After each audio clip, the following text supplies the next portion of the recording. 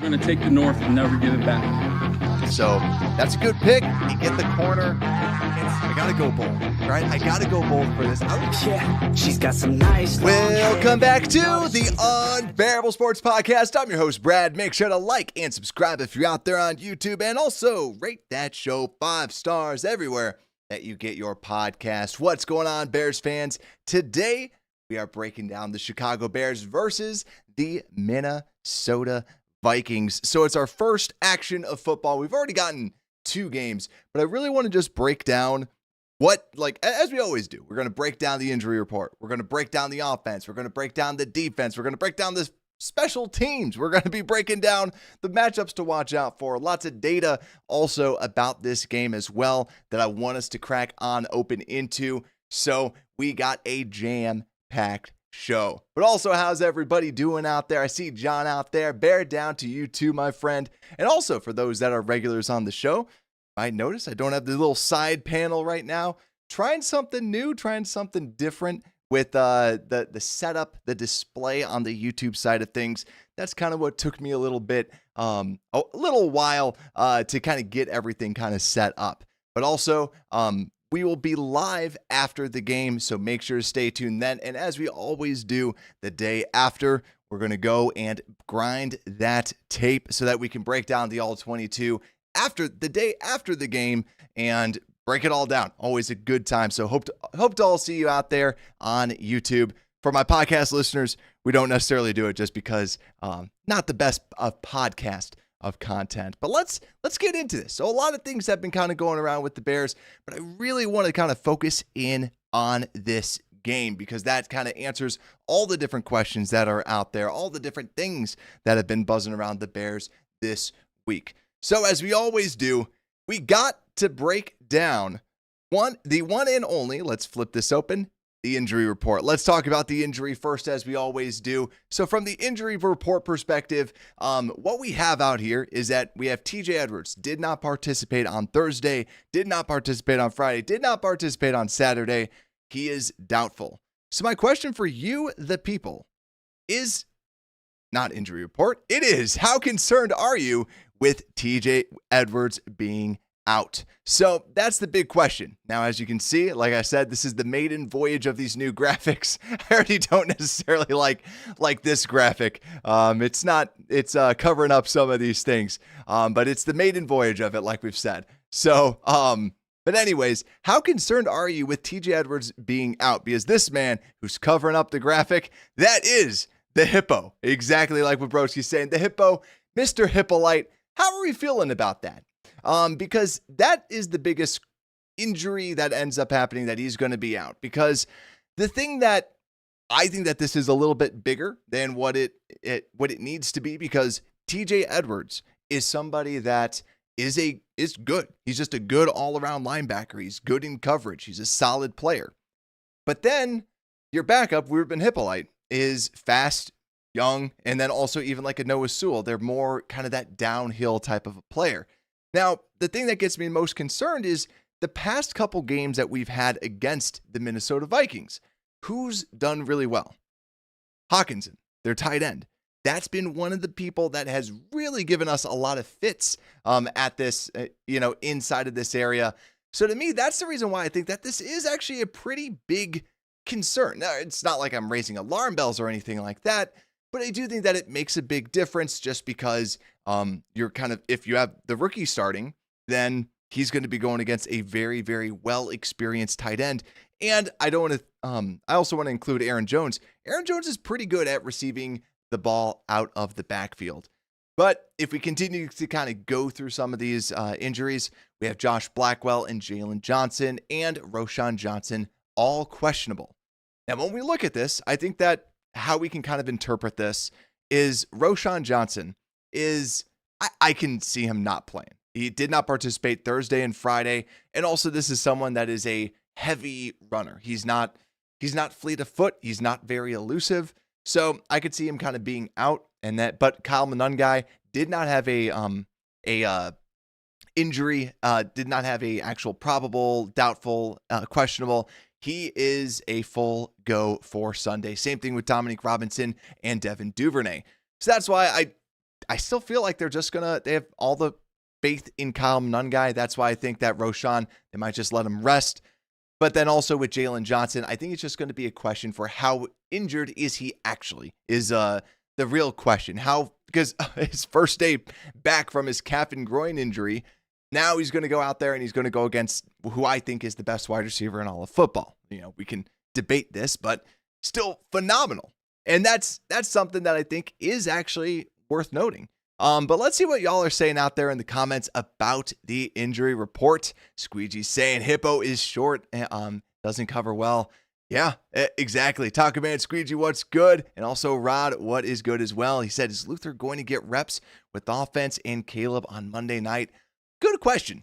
I think that when it comes down to like Luther Burden, I feel like with Luther, he is, I know that on the depth chart, like Devin Duvernay is technically the fourth wide receiver. I think that he's going to be getting some snaps for sure. I think that they definitely want to show him off because I have some stats that I can on some of the Ben Johnson offenses, and yards after catch is huge because Ben Johnson sets them up, but then he also wants his receivers to get that. That's something that Luther Burden did phenomenally well. But let's see out here. Johnson, hopefully Hippolyte's speed can make up for some rookie mistakes. Agreed, right? I do hope that it allows him to at least just kind of stay in place. But yeah, we'll have some good tape to grind for sure. Squeegee saying DA likes to use 6 defensive backs, so maybe TJ. That's a good point. I think the hard part is like, because he does like to use dime a lot. That's a very good point. And maybe that dime, that next like kind of slot corner, quote unquote, you throw in Jonathan Owens. Now, I'm not here to tell you that Jonathan Owens is the greatest player of all time, but I'm here to say that Jonathan Owens he's more of that strong safety. Yet again, it's always bad starter equals good backup, right? But still, it's going to be challenging. But let's keep on going though, with some other pieces. So let's go over to the offensive side of it, or the Viking side of it. Sorry. Late night. Let's go over to the Vikings. The Vikings injury report.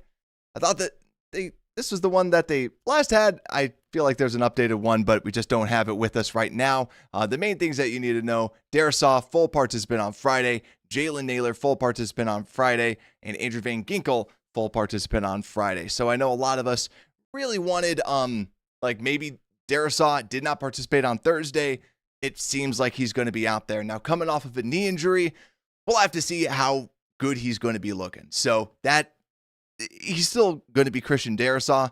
And against our defensive ends, maybe Dio can do something, but not necessarily the most confident in that.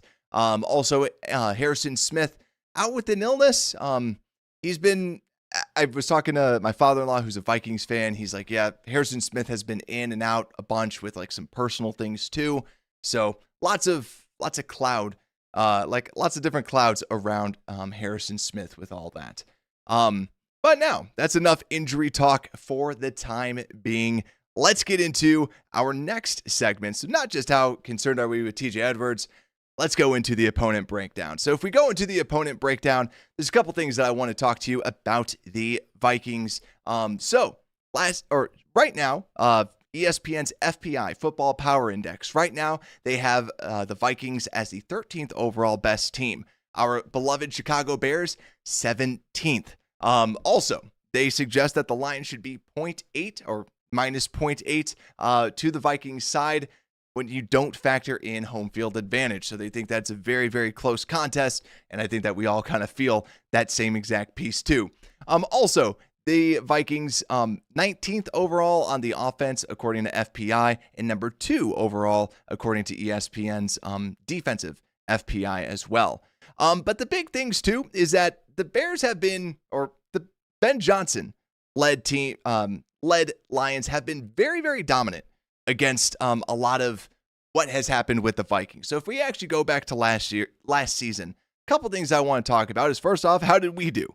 So overall with the Bears, how did we do? We lost both games. But the first game was when Flus was just being Flus. And Caleb Williams threw for 340 passing yards and 2 touchdowns, was sacked only 3 times. The Vikings were phenomenal. They were 8-2 at that time. And Caleb surprised a lot of us. DeAndre Swift contributed nothing and had 13 carries for 30 yards, as our ground game did last season.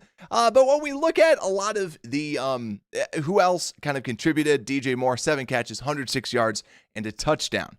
Now, it was 30-27, and then the next game, they decided to blow us out, and it was 30-12, and not so great. Caleb went 18-31 for 191 yards. Sam Darnold had 231 passing yards, but on the ground, you had Aaron Jones, 18 carries for 86 yards, and Cam Akers, 10 carries for 24 yards. So we lose 12-30, but we're not here to talk about how bad we were last season. We all know that we were pretty bad, and we all know that we had a lot of bad things going on. But what I do want to kind of call out was Caleb has seen this defense, and Brian Flores is known for throwing a lot of blitzes at quarterbacks.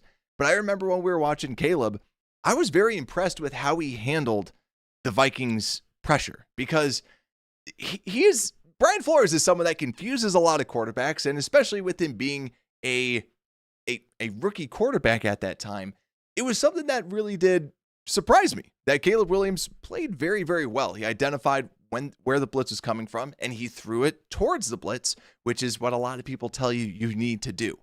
But now we got our beloved coach, Ben Johnson. So here, I'll even turn the page literally on my screen, and we'll go to the other side. And with this, remember how at both times we gave up 30 points to the Vikings? Well, Ben Johnson scores 31 points against the Vikings. So when he went against the Vikings, first game was 31-29. Jared Goff threw for 280 passing yards, and Jahmyr Gibbs 116 on the ground, with David Montgomery 31 yards on the ground.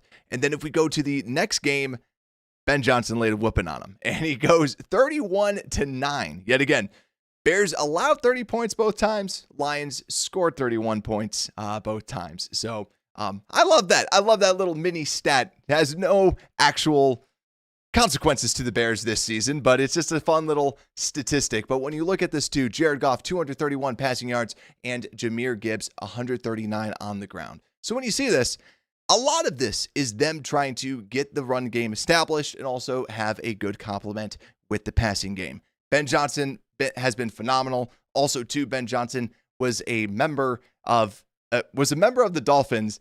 Then when Brian Flores took over, he decided not to keep Ben Johnson on his staff. So a little bit of a revenge tour, if you will, for Ben Johnson. Some other things, too. When we look at this Vikings team, they have changed a little bit since the past. So when we look at this Vikings team and you look at who they've lost, they lost Sam Darnold, Daniel Jones, Nick Mullins. So as we know, the question is going to be really with this quarterback group.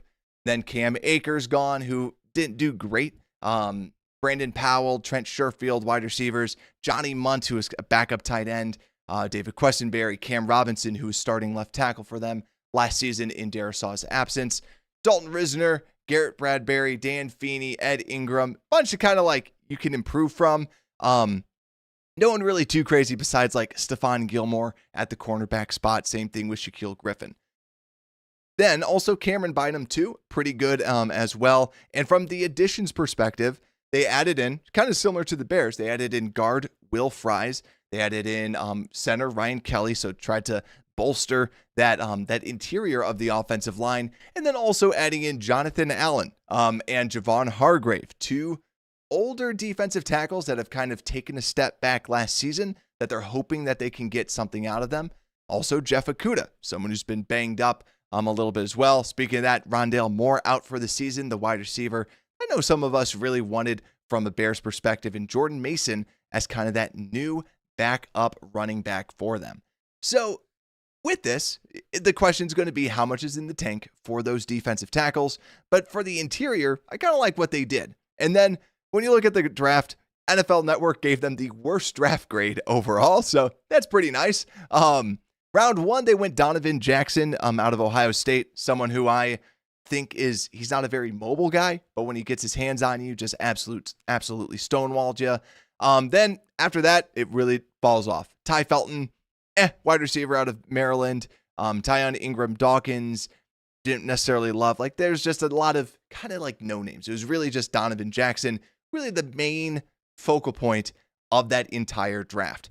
So that's our little preview of the of the Vikings, but we have even more stats to kind of throw at you as we get into this. But another little piece, let's change this. I'm curious, Bears fans, how good do we think JJ McCarthy is?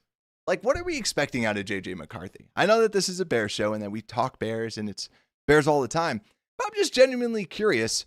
What do we think about JJ McCarthy? Do we think he's going to be something that's good? I know that he's also a Illinois boy, grew up in the area and grew up as a Bears fan. How do we feel? And real Bears fans say McCarthy better than Caleb. Okay, we got that. I think that the big thing for me, right, as the kind of comments come in here about JJ McCarthy, to me, I think that JJ, I remember when I was scouting him, he just reminded me a lot of Jimmy Garoppolo. He just has the physique of a quarterback. He's got the arm of a quarterback. He's got everything that you want out of a quarterback, right? But I just think that he strikes me as kind of like system QB, right? That's what he had to do inside of Michigan. But at the same time, that's a pro-level system. And McConnell's one of the best play callers that's out there. And I think he was like number 3 or number 4 on that list of head coaches voting for the best play callers. And I think, to me, I think that JJ McCarthy is someone that can run this system well. Now, do I think that he's going to be an all-time great, or do I think he's going to be a top 15 quarterback in the league? Probably not. But do I think that he's going to be good enough to make it so that this is a difficult game? Yes, I do think so. Now, it seems like there's some rumors out there that JJ McCarthy had a bad camp. Now, others also say like, hey, it's actually wasn't as bad as some people think. But that's where on Monday we get to see how good he actually does look on an NFL football field. So let's see. But let's see also out there too, Rod D, that guy's a troll. Yeah, real Bears fan did say I'm better than Kayla. Hey, maybe I am. You guys haven't seen me play some backyard football out there. But yeah, I think that the big thing with McCarthy is I just think he's going to be someone who can run that system. But let's kind of keep on going through and let's break down the Bears offense. So let's flip over to another little graphic. Now, a couple little stats, because I always like to throw some fun stats at you all. So with the Bears offense, a couple little things. Last season, Caleb Williams faced a league high 57 unblocked pressures last season. And yet again, tape backs it up. There's a reason why this stat exists. Now, the big thing with this is because of the unique offensive line combinations, but also too, just no one knew really where to go. But the reason why I wanted to kind of talk about this is the unblocked pressures is so big. Or it's the Caleb Williams faced a league high of 57 unblocked pressures last season, the most by any rookie quarterback since the season since at least 2018. Now, the biggest reason why that this is a difficult, the reason why that this is such a difficult or such a good stat, if you want to say now, is because those unblocked pressures, very difficult for a quarterback to operate when you can't trust your blockers. So to me, this should obviously be better. And another stat too that I just want to throw out there, Caleb Williams on passes that traveled fewer than 10 air yards last season. Caleb Williams' average time to throw was 2.45 seconds, the 13th quickest. But also not just that, his completion percentage on those throws were 82.2%, which was the 6th highest in the league. Now, I don't have this exact stat out there, but I heard that I'm trying to reiterate what the stat was. I should have actually written it down. But someone was talking about Ben Johnson's dominance when it comes down to those short passes, that he has like by far the highest EPA on just short passes. Why? Because he's opening it up. So that I think is the biggest thing, is that you have someone that can throw those shorter passes, because yeah, the deep balls, I didn't necessarily love those deep balls from Caleb Williams last season. But yet again, Caleb just has to run the offense. I don't think that, he shouldn't try to play some hero ball. He needs to do that. So let's continue going on though, and let's break down this offense. Let's go full screen with this. So as we break down this offense, Look how beautiful this offense looks right now, ladies and gentlemen. We got Odunze on the outside, Moore and Zacchaeus. And then we also, like we've kind of talked about, we have Luther Burden kind of waiting in the wings. I think that he's going to have some good little reps out there, that they're going to have some packages, I feel, that just for him to kind of show some of his stuff. The other thing, too, is that we also have the lovely Colston Loveland having those 2 tight end sets. That's what I'm kind of curious to see, because we have just so many weapons out there for Caleb to have fun with. But also, when we look at this Bears offense, I want to kind of throw a couple more stats out there. Now, I know that real Bears fans is out there kind of trolling Caleb Williams, and this will back up your point. Watch, he's going to write it down. We'll see it on the next one. But no, the Bears offense was number 2 for the highest bad pass percentage at 22.7%. Not good. We're 30th in attempts per broken tackle. So that's more of a Swift stat that just we did not break a lot of tackles last season. We were 30th in yards after contact for the run. Not great. But mid for the average rush yards before contact. So people that want to point towards the blocking, you can't really, because, yeah, the blocking wasn't great, but on average, it was about average. It kind of points to more so DeAndre Swift not having a lot of success, not breaking tackles, and other things like that. But when we go to the Detroit offense, something we can expect a lot of out of this Bears offense is last season, the Lions did not run a lot of RPOs.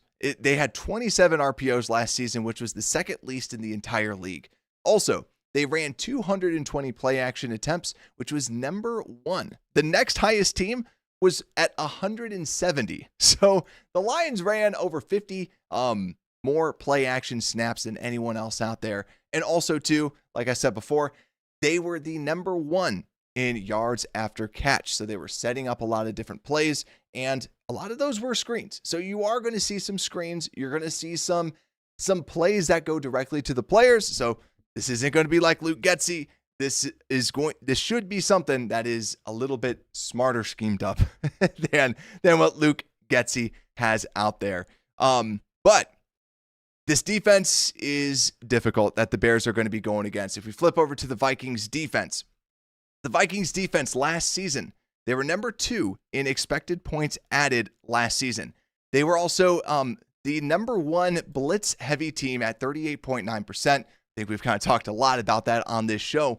And then also number 6 in pressure rate, number 6 in points added for the passing defense, number 28 though in passing yards per game. So when you see that they gave up a lot of passing yards, but they're still a good defense, if that makes sense, because they had to probably people trying to more so pass on them. Number 7 in yards per carry at 4.1. And number 2 in expected points added for the run. So this defense is like when you play Madden and you don't have anybody out there and you just send blitzes every time because you're like, no one can cover. Let's send blitzes. And with the Vikings right now, I know like last season, a lot of people were thinking, well, maybe they won't blitz as much because they have Jonathan Grenard. They have Andrew Van Ginkel. And, Brian Flores is like, that's not my style. He's like, we're still going to send the house. We're still going to put Ivan Pace Jr., have him kind of flying at them, and Blake Cashman flying at them as well. The number one thing that we need to watch out for this game is we need to be able to pick up the blitz because that's what they're going to be trying to do. And with Caleb Williams, he needs to have a good relationship with, it still seems like Zacchaeus, right? Zacchaeus, you're one of your tight ends even. Someone that's very, very close to the line of scrimmage that you can get the ball out. It's going to be a huge test for Caleb to really try to not play that hero ball. Let your team win the game. Don't force yourself to be the person that has to win the game for you. So that is going to be the big key to the game. And one question that I have for you guys, and we always like to kind of do this with what matchup are you looking most like the matchup of the game, right? We do matchup of the game, the X factor. What is your offensive matchup to watch out for? Because with this team, right, I think that the overall matchups, because the Vikings have a good slot corner in Byron Murphy Jr. And that's someone that I think he can try and take away some of those quick passes. So do you look at your Colston Lovelands? Do you look at someone like that, right? That can maybe make a bigger play. But also I'm looking at their outside corners, Jeff Okudah, who has not been that great. To me, if you're looking at what the Bears offense versus the Vikings defense, a matchup that you can take advantage of, why not DJ Moore? Why not your number one wide receiver? DJ Moore should be playing at that number one wide receiver-esque level. So let me kind of flip back over to the other ones. Like I said, this getting used to the controls right now. But yeah, DJ Moore to me is the person that I would try to include as much as possible. I think that DJ Moore versus Jeff Okudah is going to be a big time matchup, but I think the matchup is going to be Braxton Jones versus Jonathan Grenard. Jonathan Grenard has been insane. He's been like, I was one in free agency. I did not know Jonathan Grenard's game. I was like, he had one good season. I wasn't grinding the tape of the Texans, but man, when we ground the tape of Jonathan Grenard versus the Bears, he was dominant. He was incredible. I was like, this guy is just everywhere. Played well in the run game, played well in the pass game. He's been phenomenal. And Braxton Jones was your tackle. And then you had Karana McCarthy go out there at the second game, and that wasn't as nice. But he's gonna have his hands full.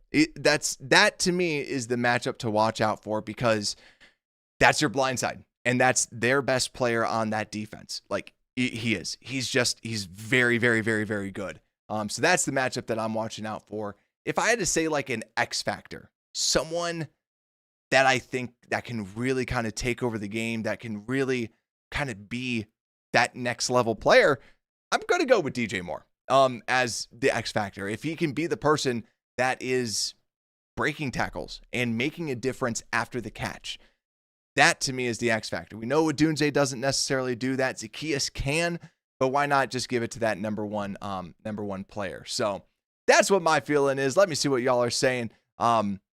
Got Loveland versus the linebackers. Yeah, I agree with that. I like that. P-Dog saying, what's your ideas run pass split for the game? That's a good question. I think with like Ben Johnson, when we're here, I'll actually go back to some of those other little graphics that we had out there, because one of the graphics that we had, let's go through the actual game that they had. And I hide this. When we look at like what they did, I think that they might run a similar similar game plan to what they had, where if you look at this, it's kind of 50-50, 33 passing attempts, 31 running attempts. Then let's look at the previous game as well. 27 running attempts and 25 passing attempts. I think that they're going to do something similar, where nowadays you get a lot more of the passing snaps. I think that they're going to want to try and run the ball. And I mean, actually, two of those running snaps were technically kneels by Jared Goff. But I do think that they're going to try to get this running game going. I don't know about you guys. I'm ready to see some Kyle Monangai. I want to see how Kyle Monangai plays out there. I also want to see DJ Moore in the backfield. So speaking of X Factor, I haven't even talked about that. Like DJ Moore, I fully expect to get a carry. I've been scouring betting sites, and I'm like, he's been getting some snaps at running back. I don't know how much this week, going up to the game, like full transparency, I don't know how many, but he's been someone that has gotten a lot of running back snaps. And if Roschon Johnson, I doubt that he's going to be able to play, they might try and throw some of that trickeration out there. And I mean, too, if they're blitzing, I like the idea of just kind of dumping it off to him. So that's the thing that I really like. But let's see. Also, Taco Man saying, you doing a watch along? No, I don't really do many watch alongs, just because I usually have some people over. My father-in-law might be over too. He's a Vikings fan, so things might get chippy. No, him and I have a good relationship, but yeah, it would be interesting for us to watch a game together, because we have not seen a Bears Vikings game together. But yeah, so great question. I think it's going to be split 50-50, and I think too, I'll be really interesting to see what ends up happening at that running back position, because like I said before, I kind of gave out some of those stats with Swift. Like when you look at it, you go, oh wow, like yeah, we were 30th in broken tackle rate and 30th in, or like still middle of the road for yards before contact. But then when you look at the next gen stats, yeah, he was like the last place guy when it came down to the other stats. Here, I just got to skip through some of these little things. So that is the offense. Let's flip over to the Chicago Bears defense. So, and actually, I just saw a little comment out there. I agree, Squeegee. We do have to play fast because, man, we did not play fast with our other. Remember our old offense? I blocked them out. I've blocked them out a lot now. So the Bears defense. Let's break this down because this will be interesting because like we talked about with Ruben Hippolyte, if he's starting or Noah Sewell starting, don't necessarily love them as much in coverage. Now with the Minnesota Vikings really, really liked to actually pass the football. They would really pass the football a lot. Running the football was always kind of back. It was always the secondary option. O'Connell, pass first type of guy, but still then has a lot of play action. Actually, their offense had the third highest rate of run or play action passes, the fourth least RPOs. So him and Ben Johnson, kind of a similar system. It was the same thing with Sean McVay. So that's where Ben Johnson, more Sean McVay-y, you could say, if anyone wants to know anything specific to that. Also, too, Minnesota Vikings last season, they were number 1 in time in pocket at 2.6, but they were actually 5th in pressure rate allowed, which is 24.6%. Also, 8.4 average air yards, which was the 5th highest. Now, you might be thinking, why bring that up, right? Besides, hey, they like to throw the deep ball. The reason why I bring that up, too, is because McCarthy, I think a lot of people see him, it's that, like we talked about, system quarterback. He's somebody that just, when you think of system quarterback, you think of short little dinks and dunks. And he is someone that does more methodical things like that. But when you look at what they were trying to do last season, they were trying to attack down the field. Like I said, 5th highest average intended air yards was this Vikings offense last season. And when you look at this team too, the line is one of the best lines in all of football. Yeah, they still have Jackson as a rookie. That's the starting left guard. Darisaw coming off of an injury. But man, this O-line is good. Ryan Kelly, good center in the NFL. Like, just good, right? Austin Fries, he was someone that had a phenomenal season last season. PFF gave him an 86.9, but he's also been kind of on the up and up. And then also O'Neal, their right tackle, a phenomenal right tackle year in and year out. And that's the thing with this offense. They're very, very well stacked across the board. Hawkinson, a top tight end, or not like elite tight end, but he's like the tier above. He's like the tier above Cole Kmet, but like the tier below like the true elite ones, the Brock Bowers of the worlds. And then they have Aaron Jones at running back, Justin Jefferson, but also to bringing in Adam Thielen. Now, Adam Thielen, he might be old, and wide receivers age like milk, except if you are a slot receiver. Slot receivers can usually have a longer shelf life because they have always just been kind of shifty. They're not necessarily the fastest of guys. It's all about the quickness, like a Keenan Allen. When he started getting older, he moved from the outside, went on the inside, and had a phenomenal game yesterday against the Chiefs. So Thielen still can get open. He's still somebody that can run some clean routes. Now, the question, him with McCarthy, they haven't had a lot of time to kind of build up that relationship, which I think is huge for the Bears because Thielen is someone that always kind of destroyed us in the red zone. He would always find a spot, and the quarterback knew kind of where he was and would whip it over to him, and obviously, then they would end up scoring. So I don't think that we're going to see a dominant Adam Thielen type of a performance, and that's why I lean more towards Hawkinson. I think that Hawkinson's going to have a very, very good game, and that is the thing that I'm most scared of for this team. But also, if we flip over back to the Bears, to the Bears defense, I think something that we need to be looking out for this Bears defense is the amount that they're going to be blitzing. because like we've said before, this is a very, very good offensive line. And I saw a couple comments out there with JJ McCarthy. You want to try and shake him off his game. You want to try to get him off of his spot. And a good way is to send the blitz and try to pressure him, however it may be, right? Sending Jaquan Brisker, sending Kyler Gordon, getting him off of his marks. And I think that would be great. But then you just need to make sure that number 18, Justin Jefferson, is covered. There was actually a joke when they were asking, like, so how do you think that JJ McCarthy will play? And I forgot who it was. I think it might have been Thielen, or it was one of the Vikings players, just said, yeah, if someone's in your face, throw it to 18. That's all you have to do, right? You just have to throw it to Justin Jefferson. And that's where, yeah, if they send the blitz, look for that hot route. It's probably going to be Justin Jefferson. He's phenomenal. So they got to be on the lookout there. If we had to talk about like a actual defense to watch out for, like the one that I'm most watching out for, I think this one, I was going to go with like, what about a defensive lineman one? It's got to be Justin Jefferson versus Jalen Johnson, because it's best on best. Jalen's banged up.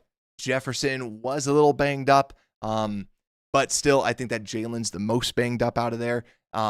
So that's going to be the biggest matchup, because banged up Jalen Johnson versus Justin Jefferson. So JJ versus JJ, that's going to be the matchup to watch out for. But if we had to talk about, yet again, an X factor, I'm going to go back over to like Jaquan Brisker. I think that Jaquan Brisker is someone, Jaquan Brisker or Kyler Gordon, that kind of rogue player that can kind of play all over the field.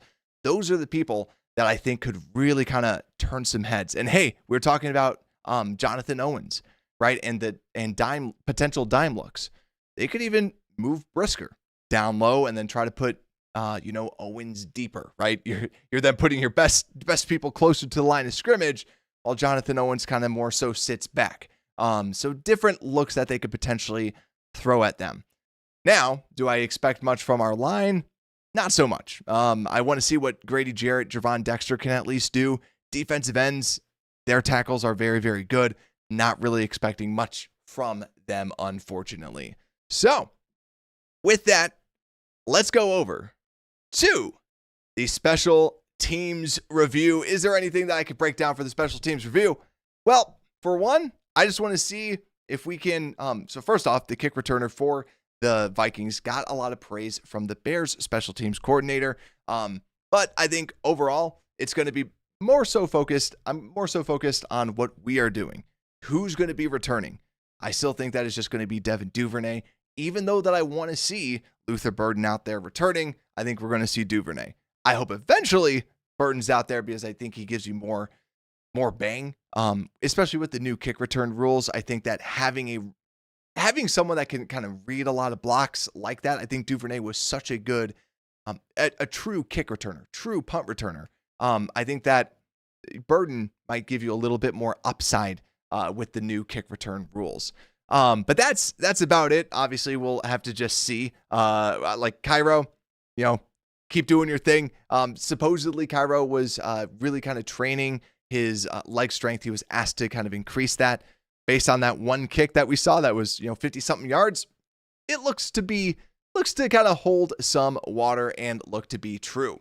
Now, the question, who has the edge? This is the point of the show where we talk about the different sides of kind of the running game versus the passing game. Who has the edge in different spots? And yet again, like if we go back to the graphics of just kind of break it down, like who has the actual edge versus, let's say, the Bears defense, the passing defense versus their passing attack. I kind of give it to our passing defense, as crazy as that sounds. Going against a rookie JJ McCarthy, I like our passing defense. I think our passing defense will be pretty good. Our actual passing rush, that's a different question. But I think that we should be able to hold up a little bit better. Now, on the run defense side of things, I get a little bit more nervous. Obviously, I still want to see how Grady Jarrett plays within this. But I think losing a TJ Edwards gets me nervous. I give that more so over to the Vikings.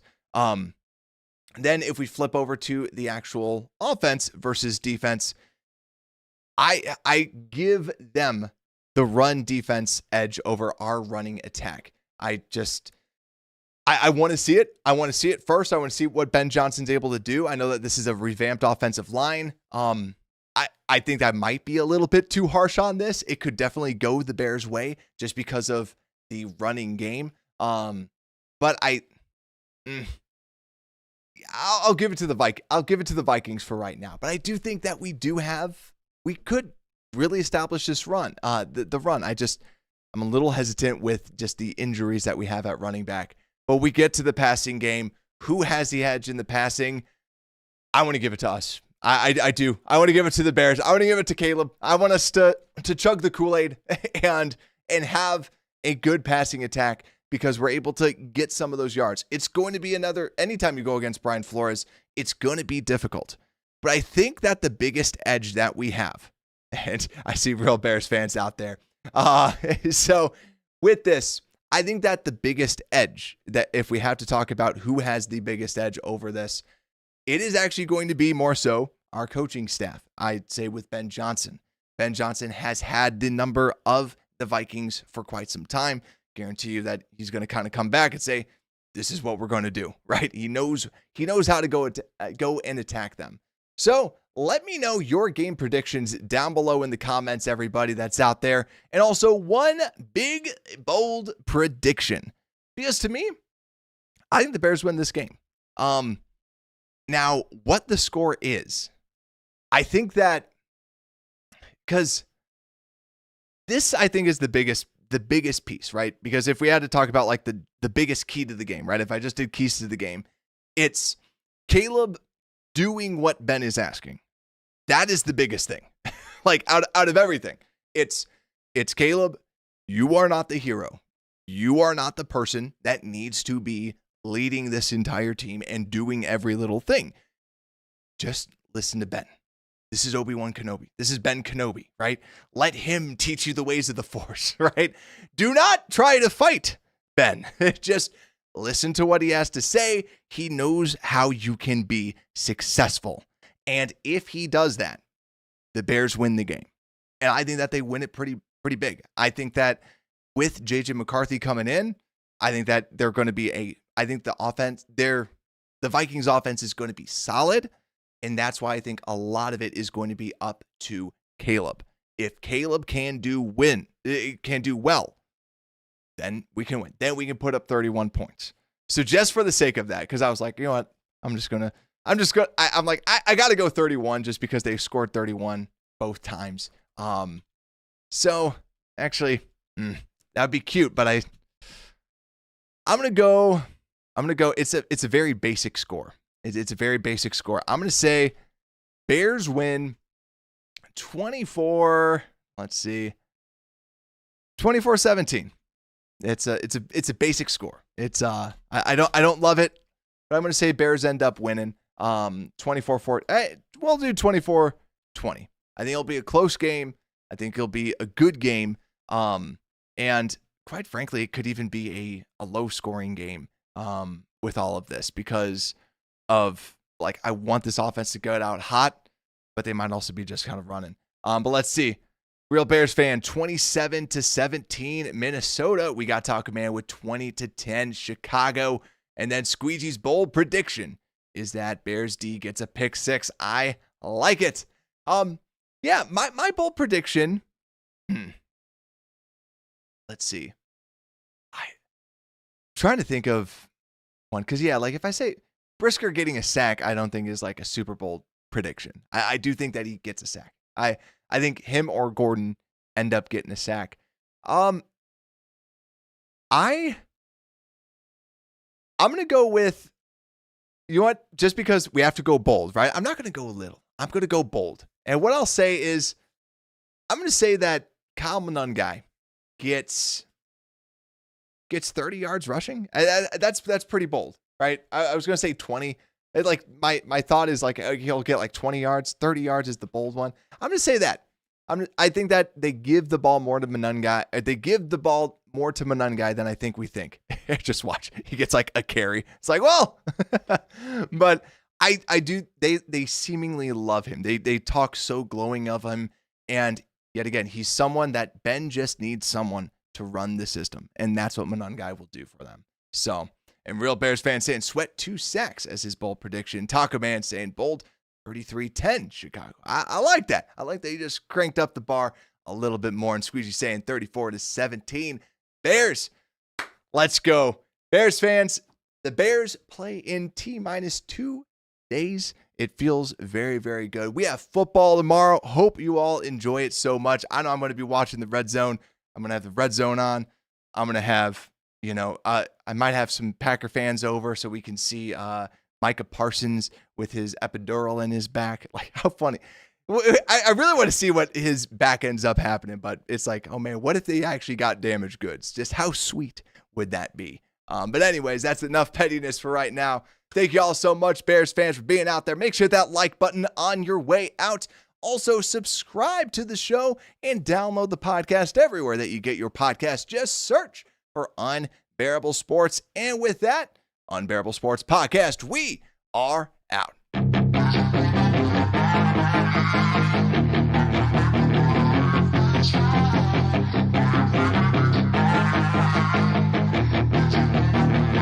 Yeah, she's got some nice long hair, and you know that she's a bad